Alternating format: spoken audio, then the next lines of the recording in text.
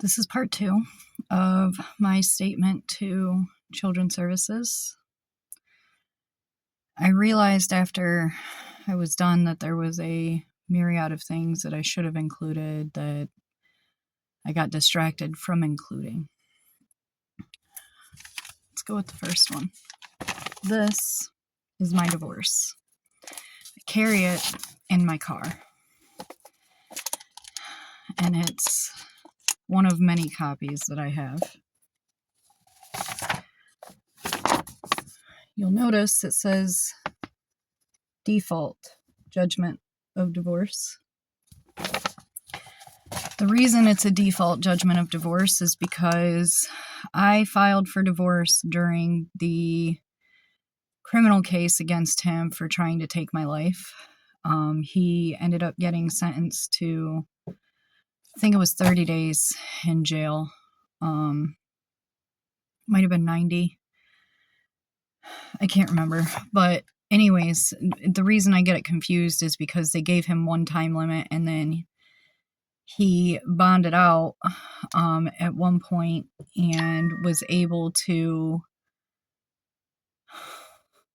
He took Cassie to go get her driver's license, and while he was there waiting for her to do her driver's test, he was in the parking lot trying to hack my emails, and he didn't think I would be smart enough to have Google send me not only the IP address, model number of the phone number, like everything, but it sent me the GPS location. So I knew exactly where he was at when he was attempting to hack into my email accounts and stuff. And they ended up giving him more time for that. But anyways, the default is because he tried to say that Antrim County Jail would not let him file his response. And if you're a DHHS worker, you know how much of a load of crap that is, because the jail's like 30 feet from the courthouse. So, and there's nobody in there that's going to not let him answer. I will say he probably had some difficulty because the bailiff at the court, he's not even a real cop, let Nick take my backpack full of like my divorce paperwork, my evidence, like everything, to the jail with him when he was sentenced. So I had to deal with waiting for them to go through it, ransack it, give him everything that he asked for out of it before they returned it to me. And I went to the courthouse right after, or to the jail right after he was taken. They sequestered me and the kids in a private office, and my backpack was sitting outside of that door because they didn't want him to be walked past us. And while we were sequestered in that room, on his way out, he told them, "That's mine." And they just gave it to him. And it was sitting outside of the victim's advocate's office, which is really funny that they would just allow him to have that. So it was, I could imagine it was difficult for him because that whole thing where, because they said they had to go through the backpack before they could release it to me. And they said, come back in 2 hours. I came back in 2 hours and they still weren't done. I don't understand how that's possible. But, you know, when your family has connections with the county, which I know is a thing, it makes it difficult for anybody trying to go up against them. Second thing I want you to see in here. This right here. I'll give you a second to read it.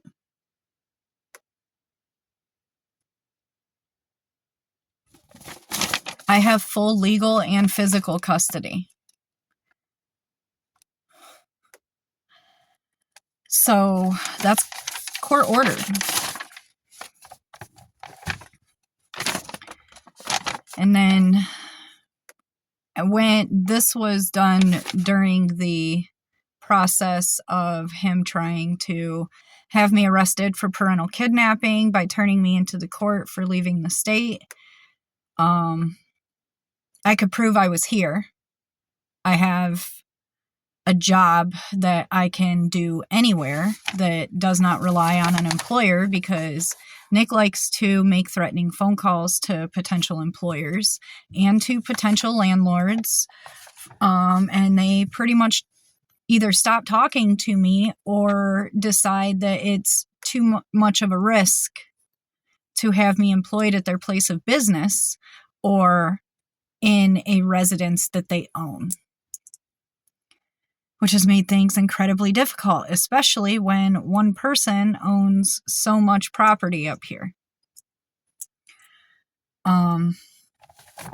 So this is order on party stipulation to resolve all pending issues. The first one I want to bring your attention to is this one. Right here. Defendant agrees to have no contact with the minors unless they initiate it. Since this order has been put into place, at the end of my visitation appeal, this is the result of that. He was so frustrated with everything that he threw up his hands and begged for no contact. He begged for no contact because he knew that's what I was asking for. And he knew I was getting ready to tell everything to the court system to keep my kids safe. And this was put into effect April 3rd, 2023. We have court hearings by Zoom. So that's been fun. At our last child support hearing, I don't think our referee, I think his name's Hagen, doesn't like me very much because he ended up just kicking me out of this contempt of court hearing because he wasn't paying child support. I didn't even know how it ended. I had to wait for an email to tell me. But I was trying to mention that there's just like, financially, Nick is lying about a lot of things. He's trying to boohoo to the court, saying that he's in between jobs and he's disabled. Yes, you have an 80% disability rating from the military because you have sleep apnea, back issues, and there's one other thing. It's like a 10%. So it's like 50%, 20%, 10%. And he ended up getting 80% total. He was still claiming me and the girls on his VA right up until I think he got married again. I'm not sure if he's still claiming us because he got married again, and he may have been forced to update that with the VA. I've tried talking to the VA and letting them know, like, we're no longer married. So technically he's not allowed to collect for that anymore. The kids, whatever, like you pay child support on them, whatever, but they're not living with you. So there's that. The next thing I want to bring your attention to is this. This one says it resolves all pending child-related issues.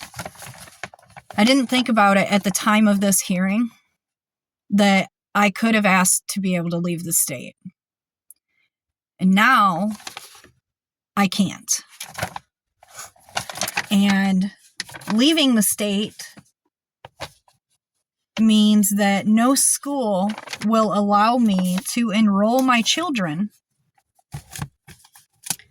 in their school because of the divorce.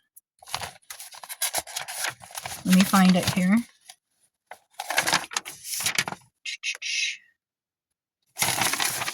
In my divorce. I'm sure you've already seen this part the last time I held this up, but it says that Residents of the minor children shall not be removed from the state of Michigan without the support of the judge who awarded custody or his successor. Well, my divorce judge was Judge Hayes. And Judge Hayes, last I looked up online, it's kind of hard to find, but it's out there, still had pending open charges against him for trumping up a case that he was trying to put 4 people away for murder for. And he's had issues with Lansing because he wasn't doing his job. So they had to pull him into court to make him do his job. He retired twice. They pulled him out of retirement twice because they could not find somebody else to take his place. And he hated doing certain types of cases. And he was very emotionally involved with his judgments. He was just a very reckless, unfair kind of judge, in my opinion. Really unprofessional. My first interaction with him wasn't even for something from me. I just went into the courtroom and listened to him sentence all of these people with this absurd sentencing. All because it seemed like he was in a bad mood that day. And he thought it was funny. Like, just very unprofessional, in my opinion. And he's recently gone now. And I think it was because he did this stupid Hulu documentary for this show called Stalking Samantha about some girl in Traverse City that he protected.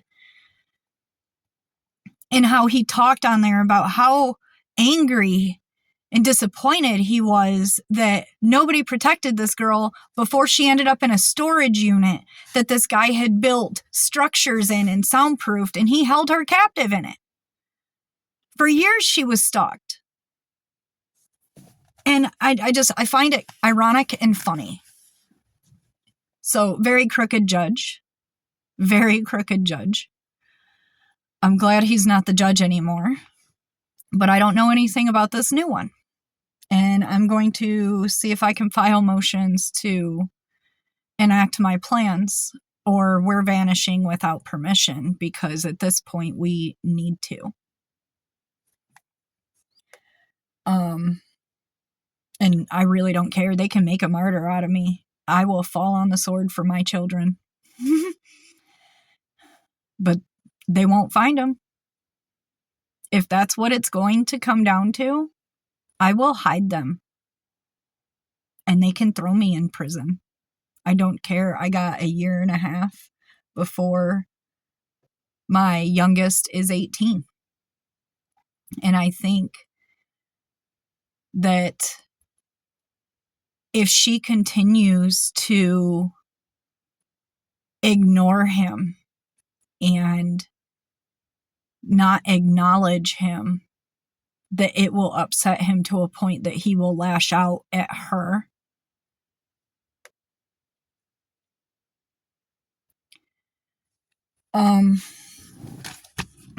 Now, I'm sure, got another list.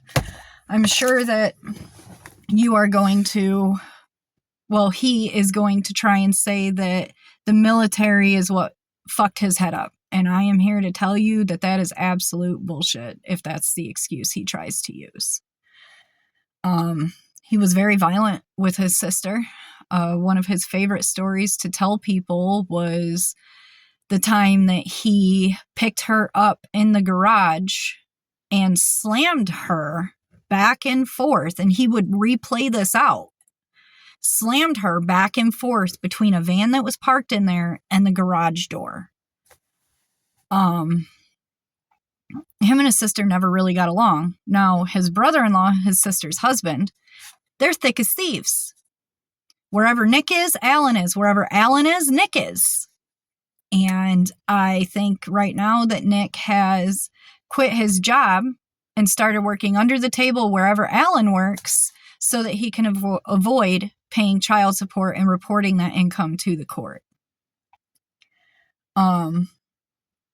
He also molested his brother Timmy when they were little, and that ended up resulting in Nick having to move out of his mom's house and into his aunt and uncle's house. They never reported it. His mom took him over to his uncle's house, and apparently him and his uncle went behind some kind of storage container or building or whatever, and they didn't hear yelling, they didn't hear nothing, but Nick came out from behind there rubbing his face like his uncle had punched him in the face. He liked to tell people things that were shocking, and he liked to act in very absurd ways. One of the magazine high school sales kids, the ones that like, they're not local, but they show up here and they're like raising money for whatever, going to college or a trip to a country or whatever they're doing. This poor kid comes up on my porch, and he comes up the driveway and he's talking to Nick, and all of a sudden Nick just starts screaming at this kid. I fucking killed kids, da, da, da.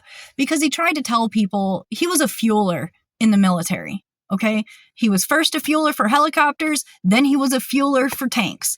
He didn't do any kind of ops, but he tries telling people that he was involved in a super secret carpet bombing mission of South Korea. And when they were done carpet bombing it, they sent him and all of his buddies in, and they just had to lay waste to any survivors that were there.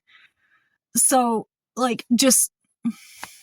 he likes to play like he was this super important person in the military, and that he had all of these super secret missions, and he was just disguised as a fueler the whole time. Just dumb. But anyways, another story. I remember when he tried to slit my wrists and everything. When I got home, he made me call him to beg him to come get me. And like I said, at the time, I didn't really have memory of what happened. He told me I did that shit to myself. So when I got home, I noticed that the only things that were washed was the knife that was used to cut me and the cup that I drank out of. All of the other dirty dishes that were there when I left were still there when I got back 3 days later. All of the blood on the floor was still there when I got back 3 days later. So why is the only thing you cleaned the knife and the cup? Okay. So when I got back from that, he got in my face, and this was after the explosion of I need to throw everything around the house with the children when I was gone getting him cigarettes. He tells me that I can't be gone for 15 minutes without both kids screaming and half their shit being broken. What did I think he was going to do to the kids? His words. You can't leave for 15 minutes without both kids screaming and half their shit being broken and thrown across the house. What do you think I'm going to do to those kids? And he told me that in our laundry room in our house in Colorado, this close to my face. Because I asked him about it, and he half admitted that he did that to me. He didn't fully admit it. It was just enough to create that shadow of doubt in my head that I didn't do that to myself. And when I said, well, what happens when you kill me? That was his response. What are you going to do with the kids?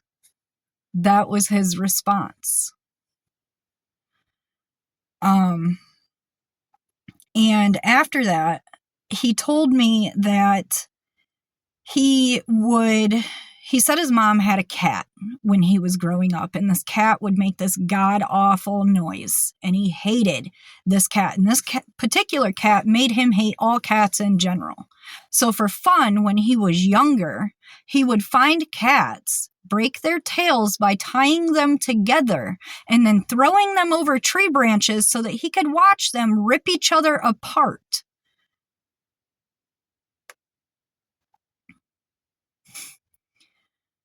And this is also the same guy that forced me to sit down and watch a woman get beheaded for trying to leave her husband. And this wasn't AI. This was real. Like this Mexican cartel type shit, this was real. And I will never forget the way that woman looked at her husband when she was being sliced. He hacked at her neck with this long blade and had her hands tied behind her back with white rope. She was on her knees in the middle of the desert, and he was in a white suit, and he had like 3 dudes standing behind her in black suits while he was telling her this is what she gets for leaving her husband. And then he flips me around in the computer chair, gets in my face, and tells me, that's what's going to happen to you if you try to leave.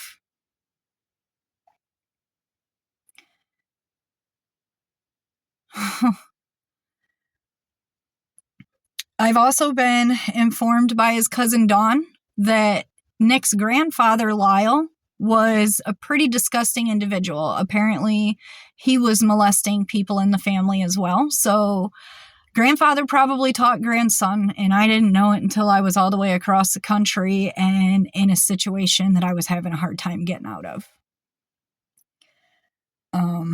Nick was his favorite grandchild. So there's that. Now,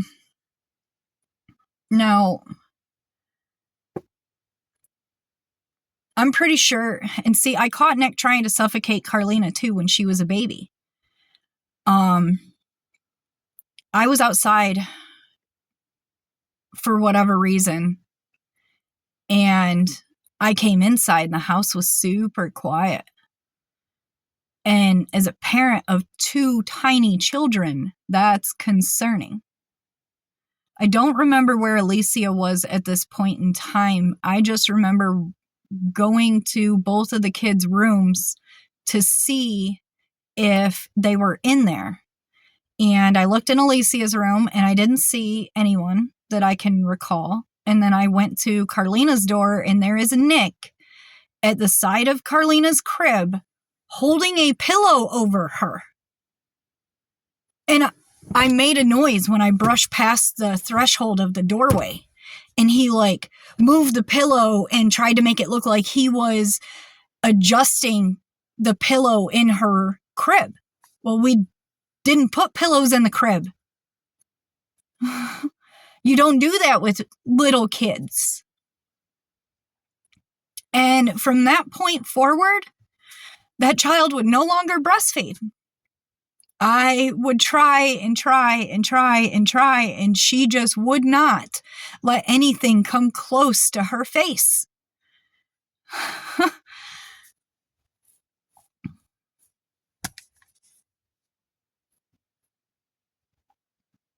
And it broke my heart. She only breastfed for like 4.5 weeks. That's how old she was.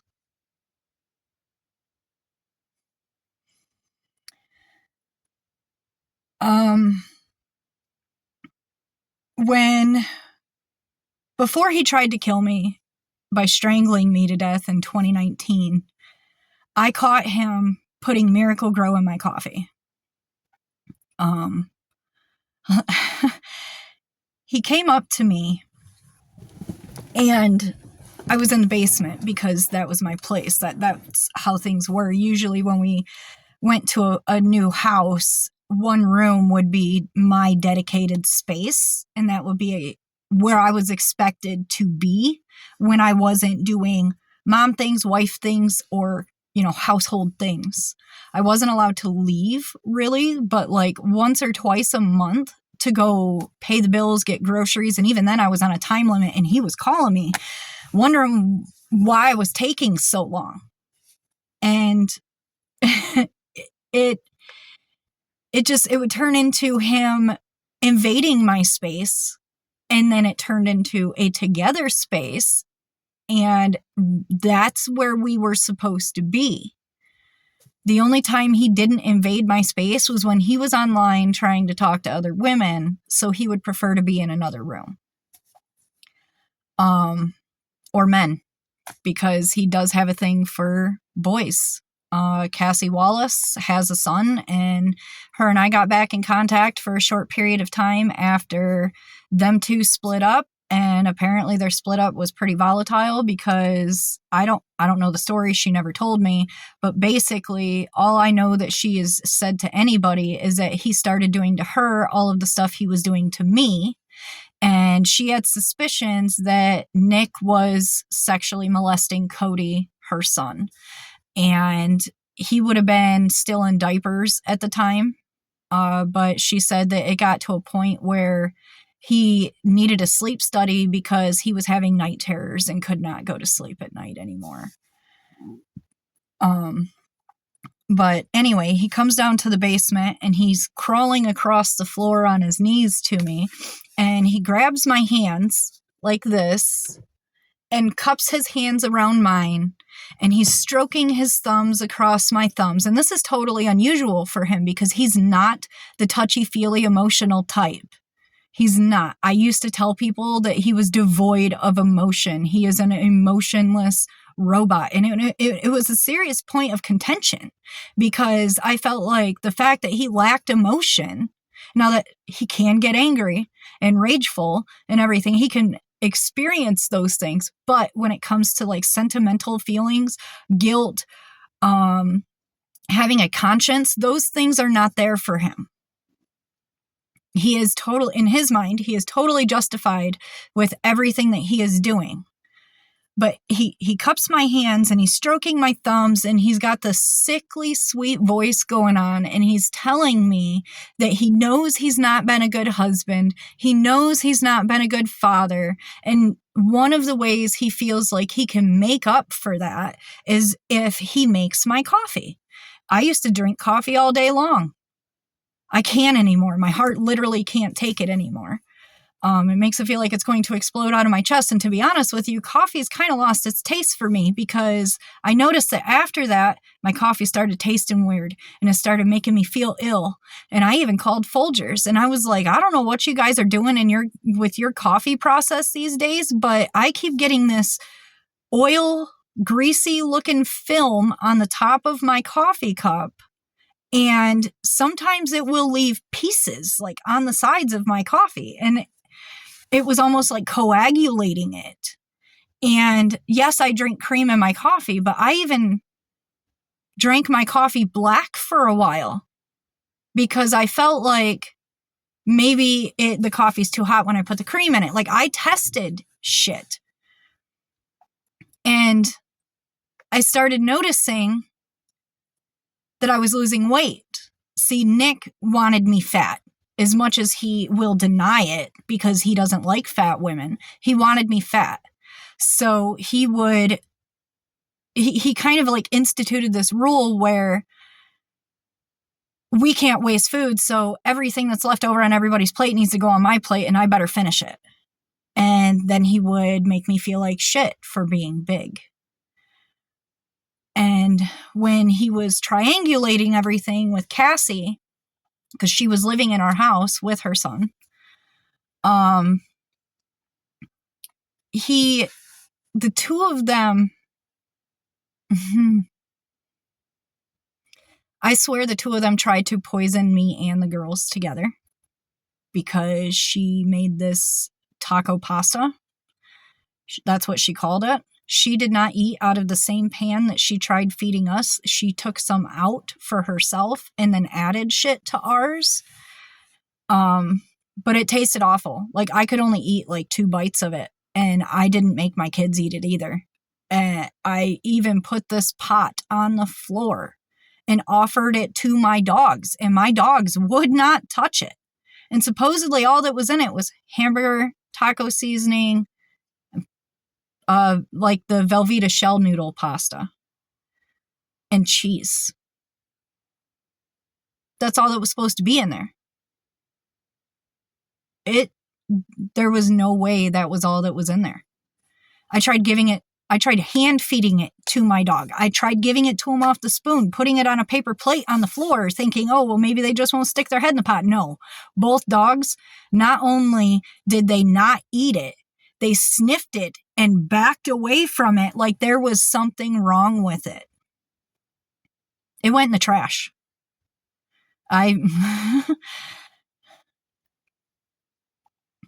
And then I find out, I come upstairs because, he was supposed to be making me a cup of coffee like he wanted to do. And when I go up to the kitchen, my coffee cup is sitting next to the coffee pot. It's already been stirred. There's a spoon sitting next to the coffee pot. And then between the spoon and the edge of the sink, there is a green stick about yay long, about yay big around. And I didn't know what it was at first. And I'm sniffing it, like trying to figure it out because it's covered in coffee. It is laying in a puddle of coffee. And then I open my sink. Underneath my kitchen sink is a box of plant food sticks. Miracle Grow. Now, like I said, he liked to keep me fat. I was almost 300 pounds when he came up to me and told me that he wanted to make my coffee as this grand gesture of love.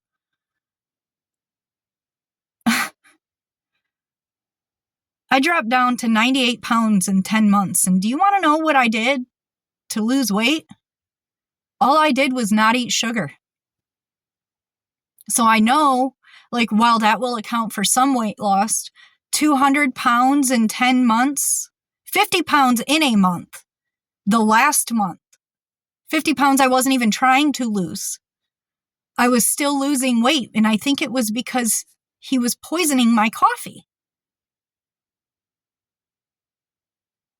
My fingernails were starting to get like white marks in them, and they don't grow right anymore. They're weird now. They were starting to like peel back and like almost like there was air pockets in between the layers of fingernail,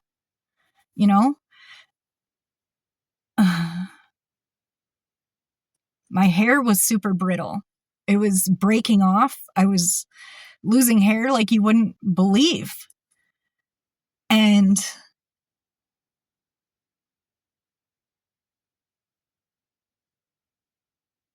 I never turned him in for it, and I should have.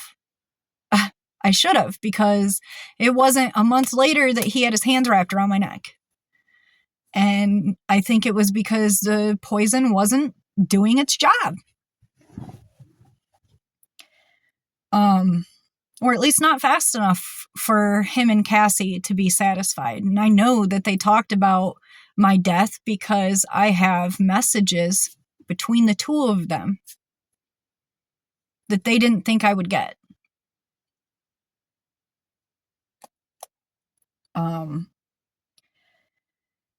There's also rumors that I have heard.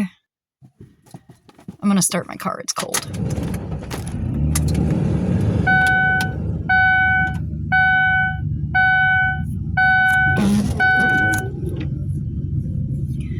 Sorry for the background noise now. I'm sure that's really annoying.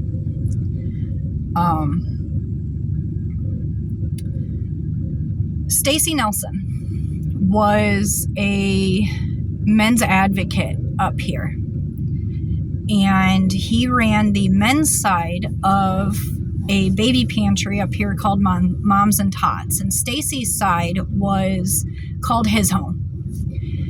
And I have my suspicions that Nick was involved in Stacy's death.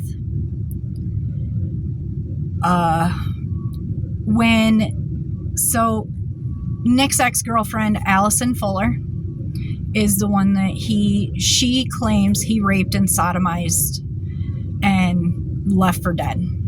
And I was going over to her place to help her move out of that situation while he was gone, because she I think it was her, I ran into her mom by chance is how it happened. And her mom was talking about her daughter and this abusive man. And she was talking to me rummaging over clothing bins in a store. And because she was telling me about her grandson and all that stuff. And I started telling her a little bit about my situation. And lo and behold, she put it together that it was the same dude. So then I give her my phone number. We converse a little bit. I gave her my phone number because she said her daughter was really suicidal because of all the stuff that Nick was putting her through. And I told her about a program that helped me, and I was willing to pass along that information, but it was at home, so it would have to wait until I got home. I'd give her my number and we could go from there. That turned into Allison contacting me, and at the time I was with a guy named Clayton Shepard.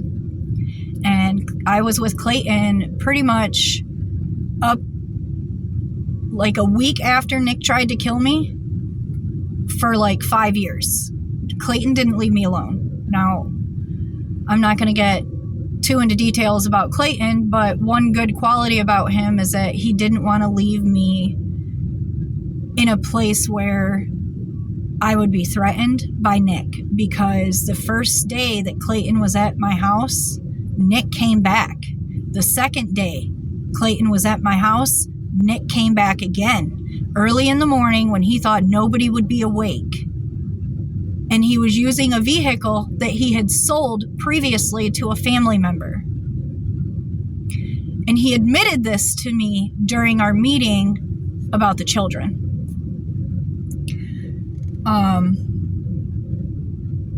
But Clayton can vouch for a lot of this shit because he was around for it. And I'm naming people so that you, as DHS or as a police officer who wants to actually investigate it and take the time to do something about this before we end up dead, that would be great.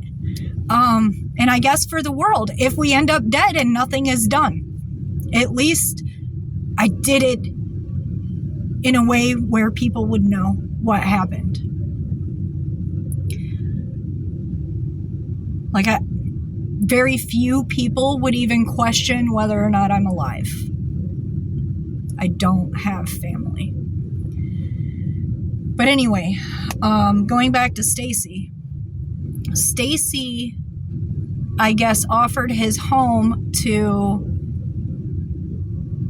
Nick's girlfriend upstairs. Now, Nick was doing the triangulation thing with Allison, and he had started messing with the girl upstairs whose name is Amanda Martinez. And they got, both Amanda and Nick were getting kicked out of the quadplex they were living in Charlevoix, and I guess it was because they had the cops there all the time. They were just doing ridiculous shit, and the landlord was like, go away.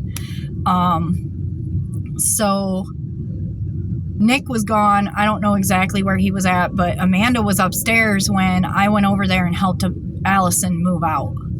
And for whatever reason, Allison, you should have left. You should have gone forward with those charges and done what those cops were telling you to do, and you should have put your son before that man. And instead, you him-hawed around.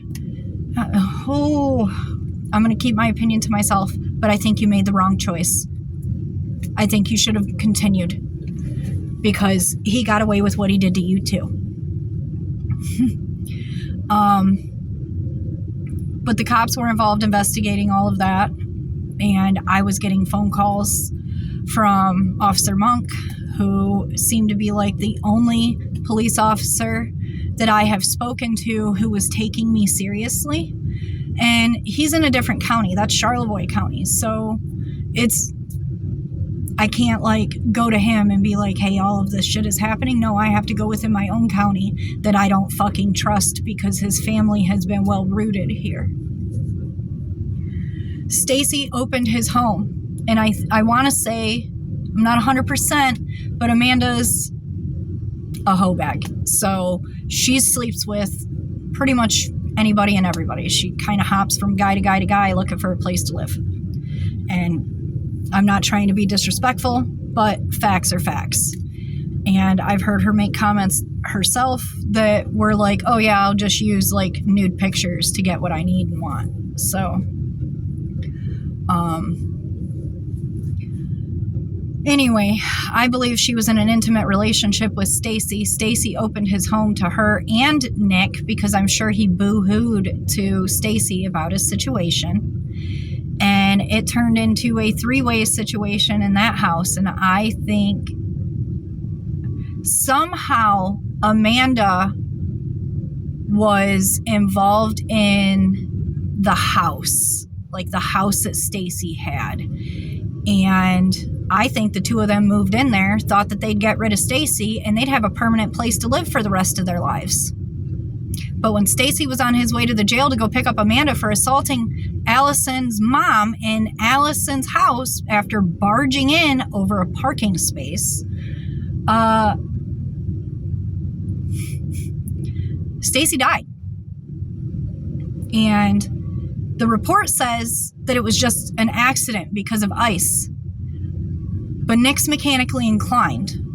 And he's already loosened the calipers on my car, and I'm sure they didn't check that when they investigated this accident. I'm sure they didn't look for weird mechanical failures in the vehicle. They probably just saw, oh, it was, a bad weather that night. So yeah, it's a totally legit accident. But there are rumors that those two planned that shit. And people come tell me, like, I can do something about it. Nobody's going to believe me.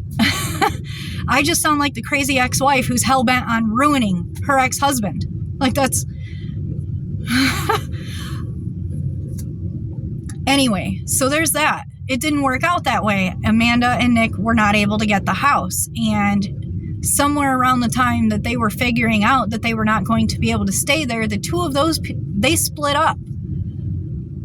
And I think the only reason he married her in the first place is because he was trying to use her as a information highway about me and the kids. And he probably thought that since I was dating her brother, if they were showing up at his parents' house and all of this other shit, they would get these little tidbits of information. And Nick found out just how tight-lipped I can be because I didn't tell them anything. I have had to do this on my own covertly for the last 6 years.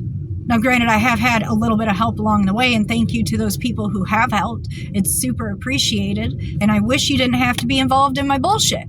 Like, I feel guilty even being around other people because I am worried that Nick will somehow try to figure out how to interrogate them, even if he's doing it in a manner that doesn't raise red flags for the people he's talking to.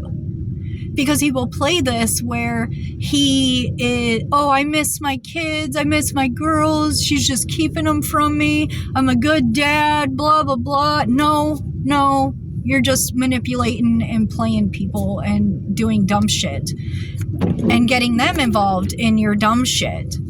Because, you can't do this on your own.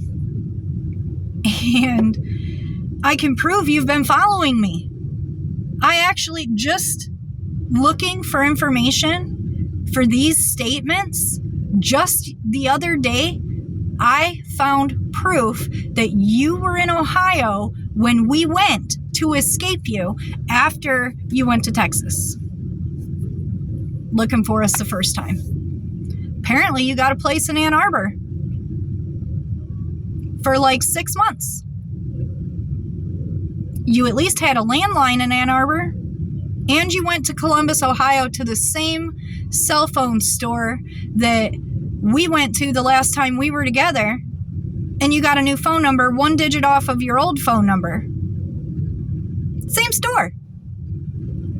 Proving that you were in Ohio in April of 2021.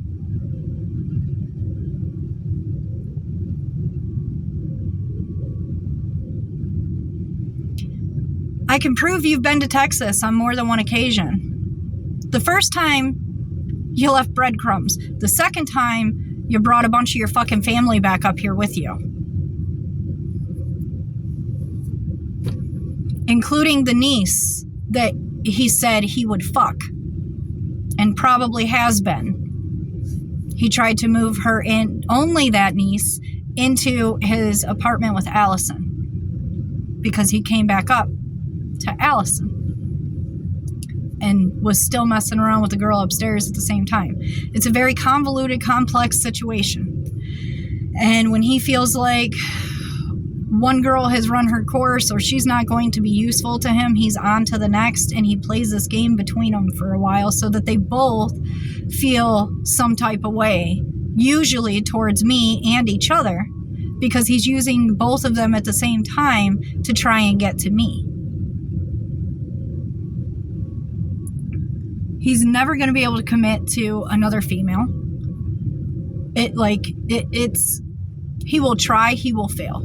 Because he can't keep his mask on anymore. I was the one holding it up for him. Apologizing to all of the people he was hurting, relationships he was ruining. I was maintaining all of that. He cannot do it on his own.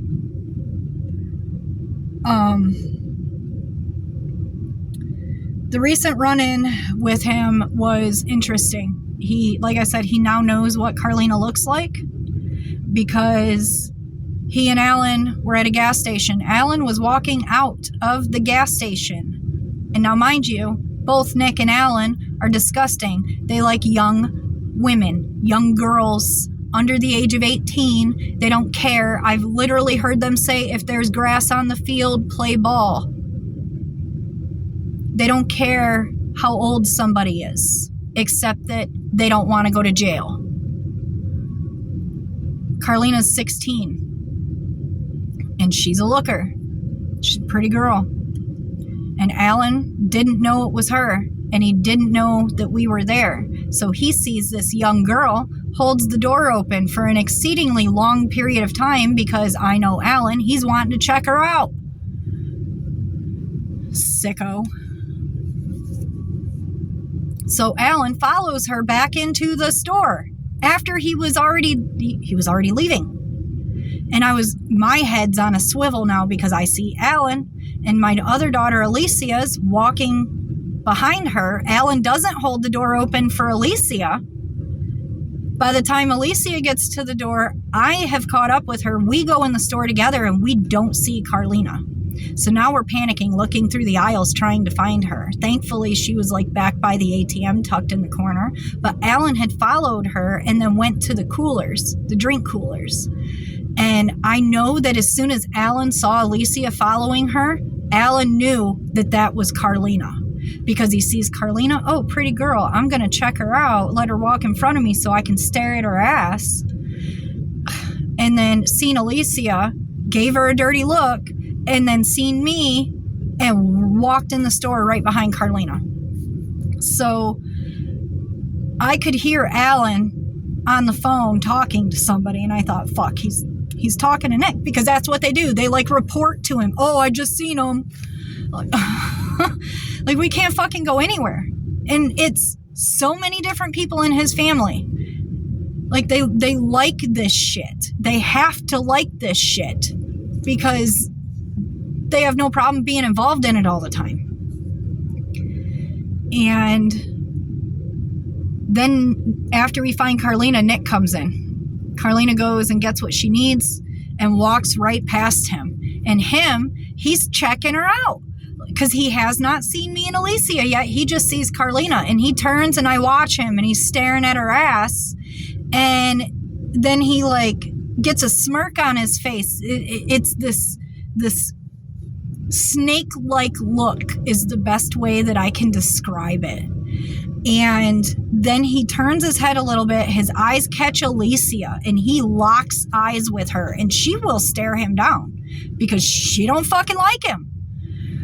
And the look on his face went from, yeah, I'd tap that, to, God, I fucking hate you. You could see the expression in his face and all of the hatred and animosity that he's been holding on to towards Alicia.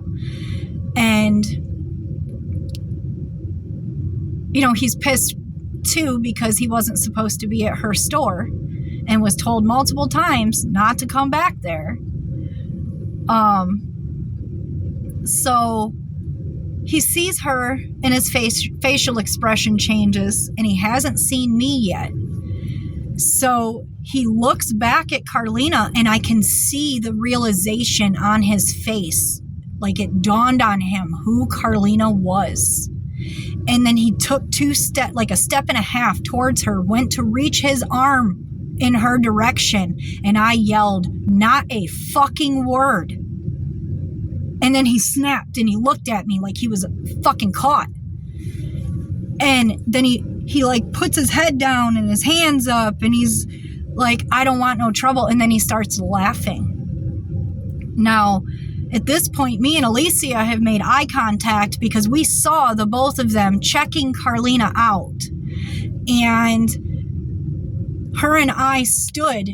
He walked towards Alan at that point, and them two started trash talking. "Oh, you're in a fucking public place, blah, blah, blah, blah, blah." No, dude, there's a fucking court order stating that you will not contact them. You begged for that. You don't get to come up to them when they're out in public just trying to live their life and talk to them or speak to them. Leave them the fuck alone.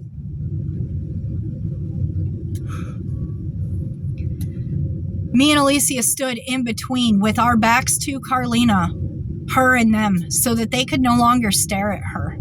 But now they know what she looks like.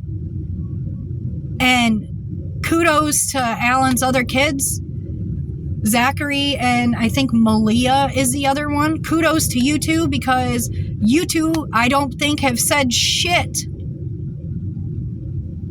to your mom and dad and Nick about Carlina, and I'm going to explicitly express my thank you for not getting involved in that.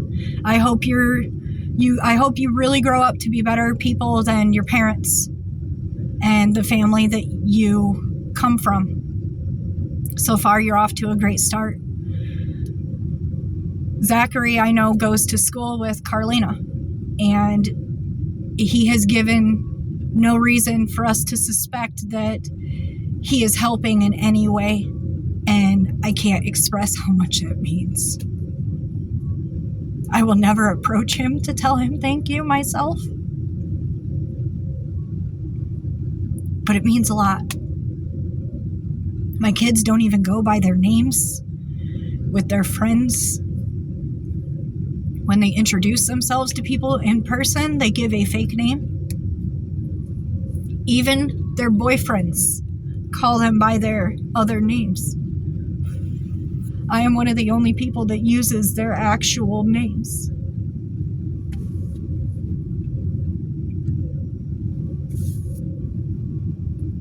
The school doesn't even call them by their names.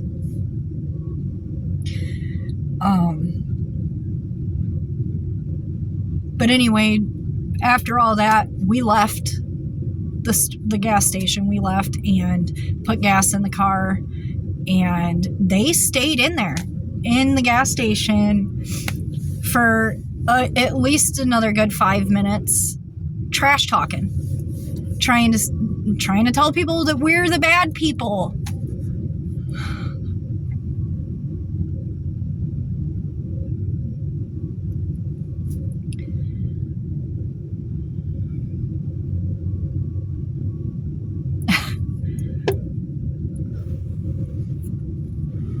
I did confront him at Trout Fest because he was stalking around the flea market,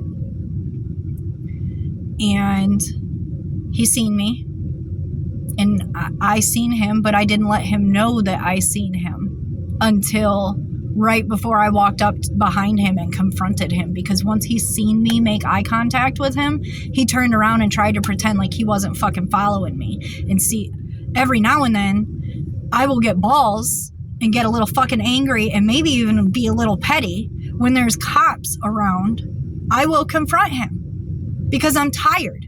And I warned him. He sat in my driveway for a half an hour one day. I think it was March 14th. Earlier, was it this year? Might have been last year. I don't know right offhand. But I could find out because she called me, and I was not in a serviceable area at the time, but she called me and I called her back, and she was in tears because her dad came knocking on the door and then sat in the driveway for a half an hour. Why?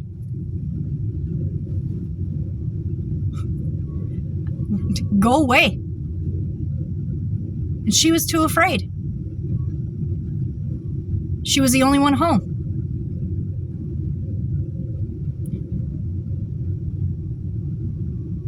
And she tried to kill herself last year around Thanksgiving.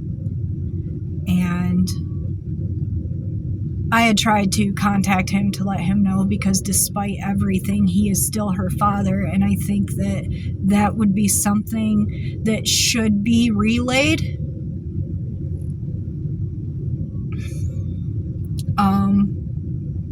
And I guess I was kind of hoping that by him knowing that, maybe he will back off a little bit. This is his favorite child.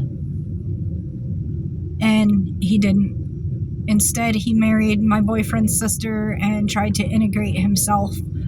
And she was dumb enough to believe that he loved her.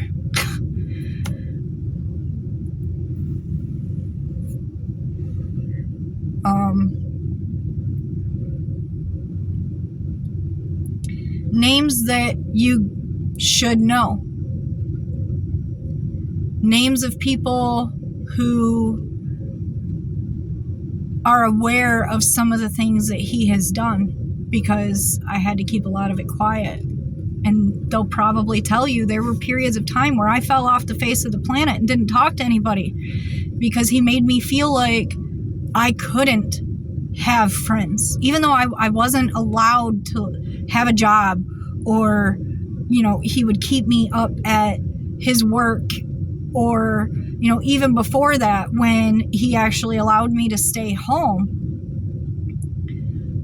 And that changed because I went to my neighbors and I begged them for help, because he was 3 ranks higher than Nick was, and I thought I could actually trust them. Instead of helping us, they went right and told Nick. And that was right before he showed me a woman of getting beheaded. So, like, it's not like I didn't try to leave. I tried to leave. But every time I would make plans to leave, I would get to a point where I knew that I would need help to do it. And whenever I would reach out to people, they would just run to him and tell him.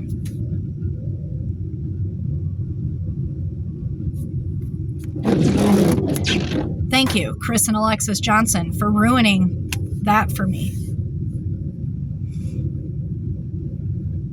I don't even know if those two are still together, but they lived next door to us in El Paso, Texas, when he was stationed at Fort Bliss the last time.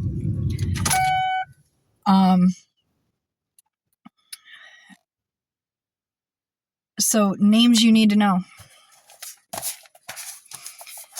Clayton Shepard. I dated him for 5 years, and he knows a lot of the shit that was going on. Amanda Martinez is Nick's newest ex-wife, or if they're not divorced, still wife. I don't know. They were getting divorced, I guess. I don't know. Alan Hiddle, Katrina Hiddle, Nick's sister, her husband, Cassie Wallace. Kim Luchenbill is Nick's mother. I will warn you, she is a habitual liar and feint. Like, she's like a hypochondriac.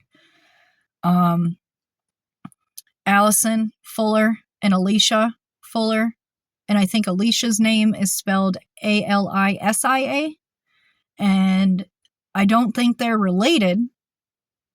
Or if they are, they're not like sisters. but Nick was messing with both of them, and both of them reached out to me and told me some of the stuff he was doing to them. He was triangulating the two of them with each other. Michael McLeese was pretty involved in a lot of the stuff around the time that Nick tried to take my life.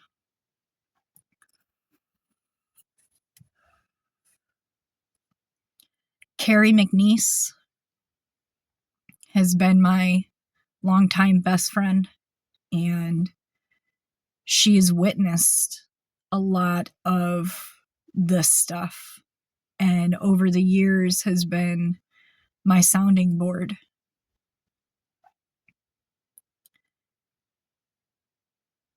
Dan Oberlander was somebody we met while Nick was in the military. And I'm not going to put his business out there, but he's a pretty great guy.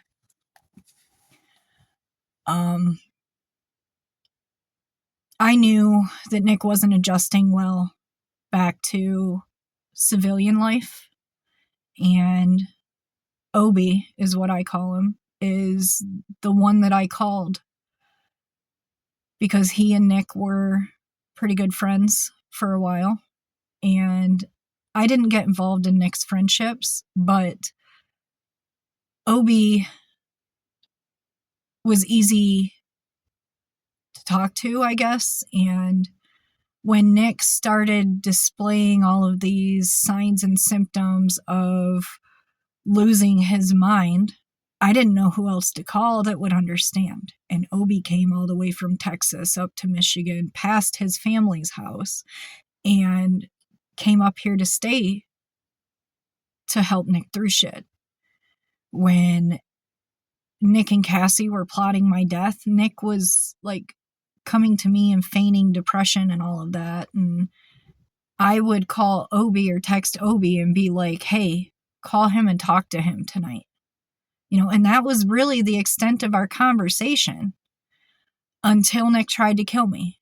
And then I told him so much more. But I think Obi had a feeling that things were fucked up in that sense anyway beforehand. And when Nick went looking for me in Texas and couldn't find us, Obi came to get us. No questions asked. And we stayed with him until Nick tried to turn me in for parental kidnapping. We were trying to escape, and Nick used the court system to pull us back up here. And just before all that, that's when he got his place around Ann Arbor. And I saw his family members while I was out working in stores and gas stations. What business do all these people from these tiny ass towns in Michigan have showing up in Columbus, Ohio? I'd really like to know. Because I'm pretty sure it was for me and my kids, and so that he could keep fucking tabs on them. I took my truck to a mechanic in Ohio while I was there, and he found GPS trackers on my vehicle. And Nick thought that I sold the truck because I had it set up so that I left the truck here when we went to Ohio. And I left it sitting at a dealership parking lot.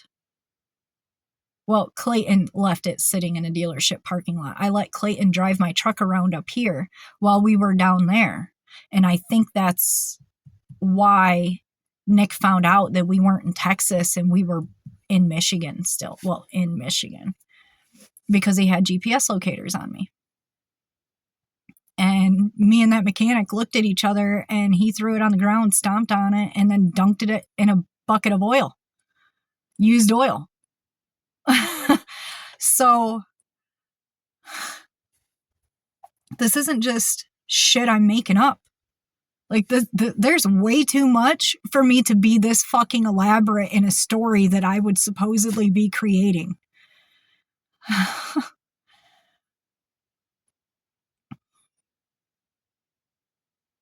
don't know if I mentioned it yet, but I feel like I need a storage building so that I can do the red string thing and say, here, investigators, dude, like, I did all the work for you. Here you go. But it would consume me. It already does consume me.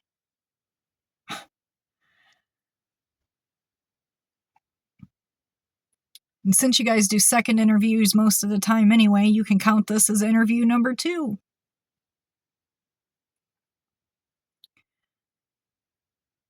This is who he is. This is what he does. And it's not just me talking. I have proof. I keep it with me.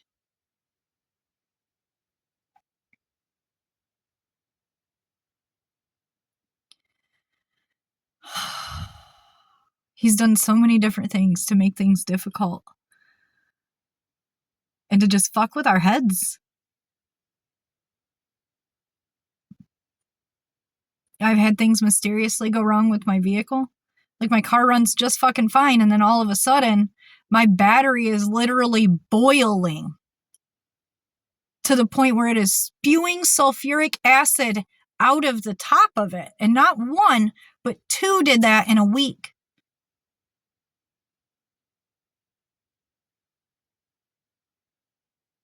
At the time,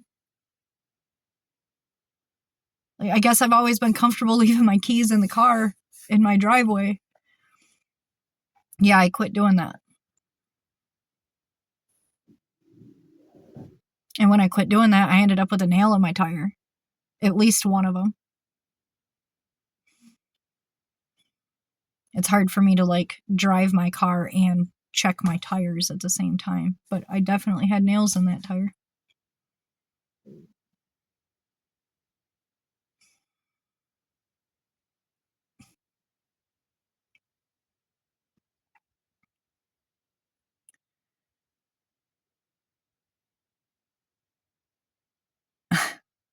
I don't even know what else to say.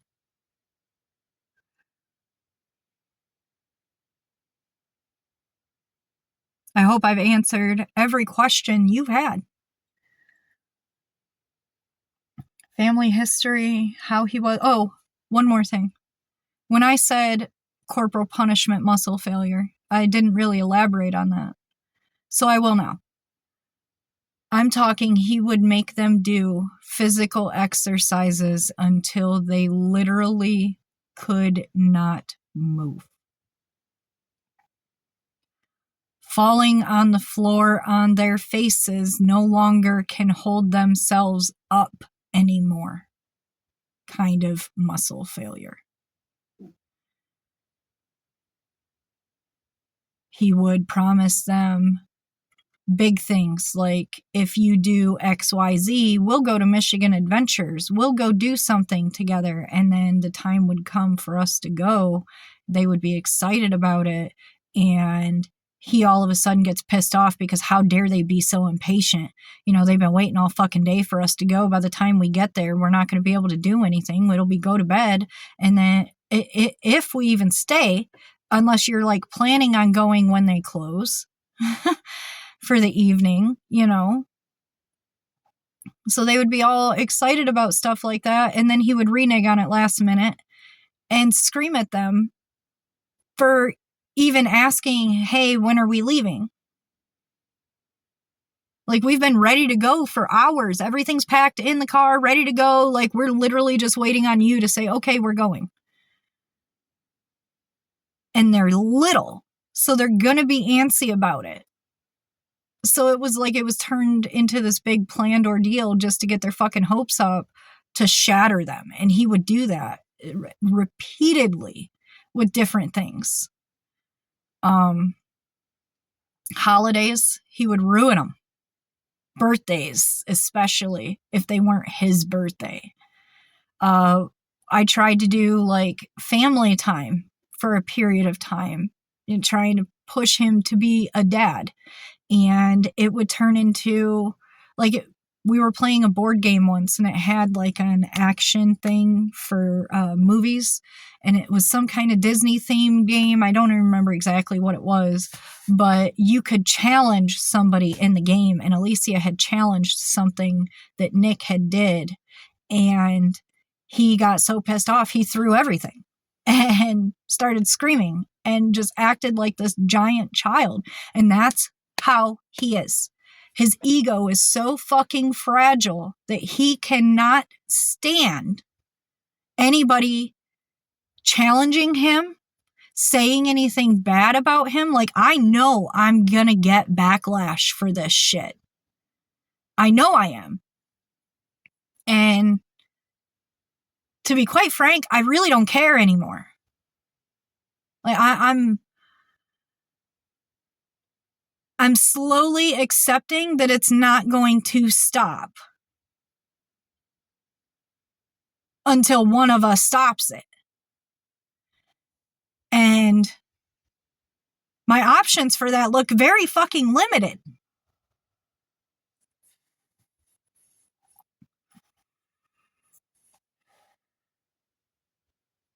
That's why I'm just trying to vanish, leave, before this escalates into something bigger.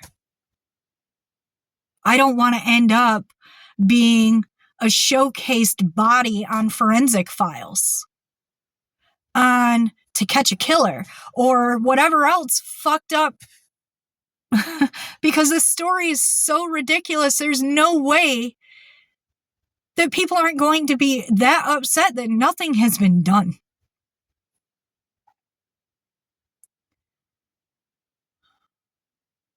Maybe that's what it'll take. Maybe it will take the internet crying out for justice in order to get some people to really look at Antrim County and how corrupt they are and all of the shit that they're letting him get away with. And how I feel like they're treating me like I'm this terrible person.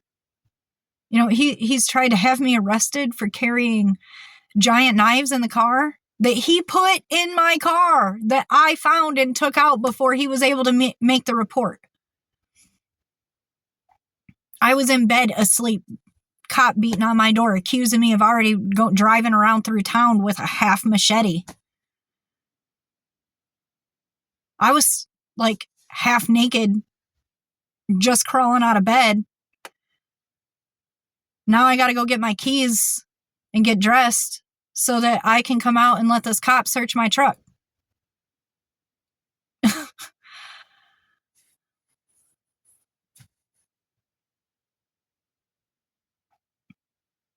Like, he's tried to set me up in so many different fucking ways. He's tried to catch me doing shit. And I've had to stay ahead of him. I've had to be this crazy person to stay ahead of him. And I've tried to dismiss things.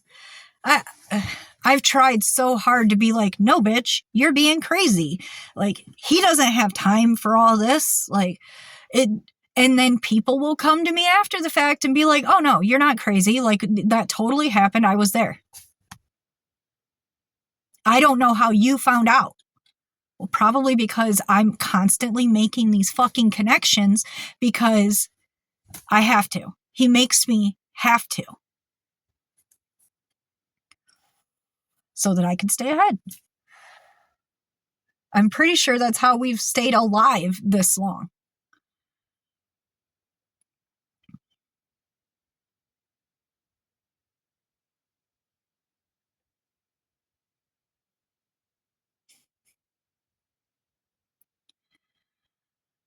That maybe I have friends on the other side.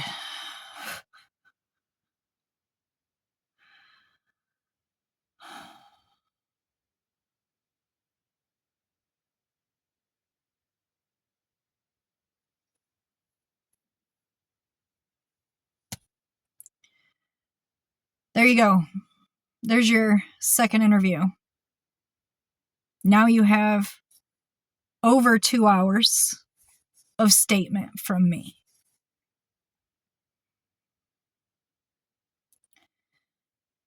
I hope you don't need any more. anymore anything. I don't want to find out anymore. I don't want to be disturbed by his bullshit. Whenever he does something wrong to somebody, everybody comes flocking to me. Whenever he gets involved with a new woman and the court systems like investigate this guy, I'm tired of that. How many more times does he get to be allowed to drag us back into his shit? It's not fair to us. You know, the courthouse demanded that I find his address so that they could send him mail. The people in the, when they granted him visitation, the people that were trying to get me to comply with all of their shit. And I told him go jump in a lake. I wasn't going to do it. I was appealing it anyways, and he wasn't going to get visitation. So I wasn't about to start to do anything to make that visitation process easier. I don't give a fuck. Send me to jail. Send me to jail. And when that judge asks me why, I will let it all out. This is why. So go ahead and push me. And he knew. Because I don't play nice when it comes to my kids. I don't.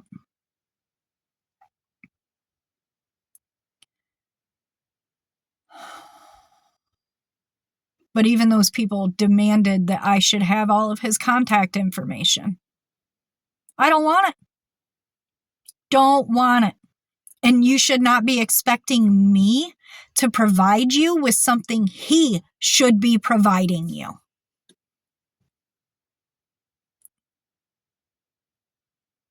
I think it's wrong of the courthouse to demand that of victims in general. Why should the survivors of the abuse be forced to keep tabs on the very person that inflicted their pain?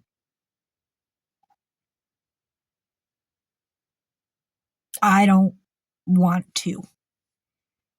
I don't want to know what he's doing.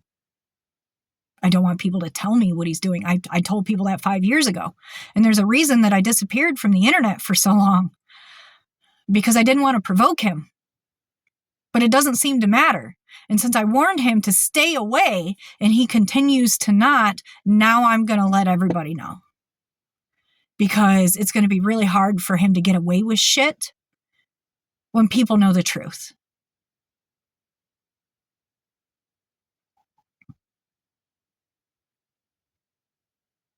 So there you go. This is our life.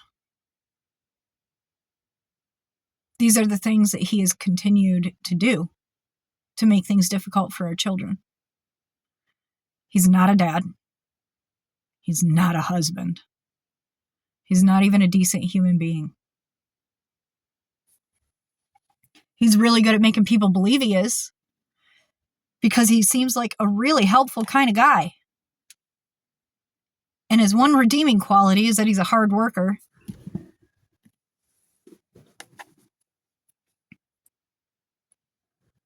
He has no problem going to work. Like, I never had to worry about that. But that's the only thing I never had to worry about. Just because he was a hard worker didn't mean that he was good with money. Taking our grocery money and spending it on $200-$300 in keychains or dumb shit.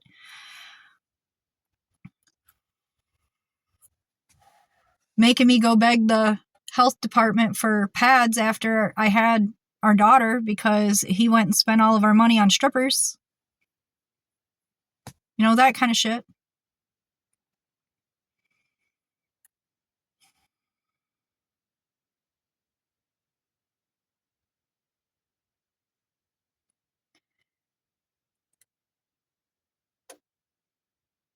He's good at making people believe things he's not.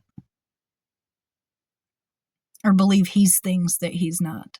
And he's good at making people believe that he's not things that he is.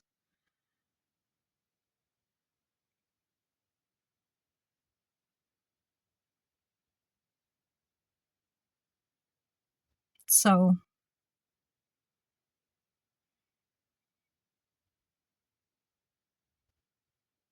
There's pretty much everything you need to know regarding the children.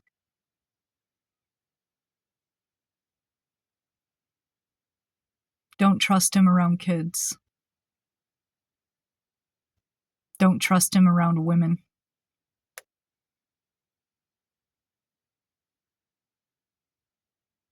That's the best advice I have for the court, for you, for any potential girl he's trying to date.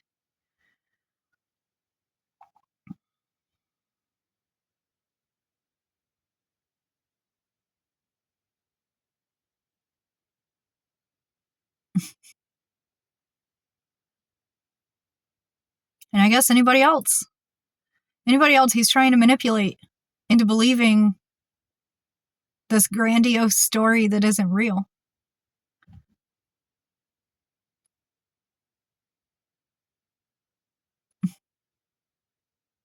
This twisted version of events that paints us in this awful light.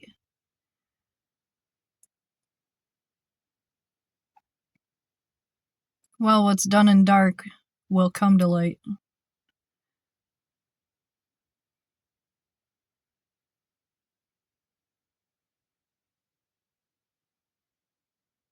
And it's now.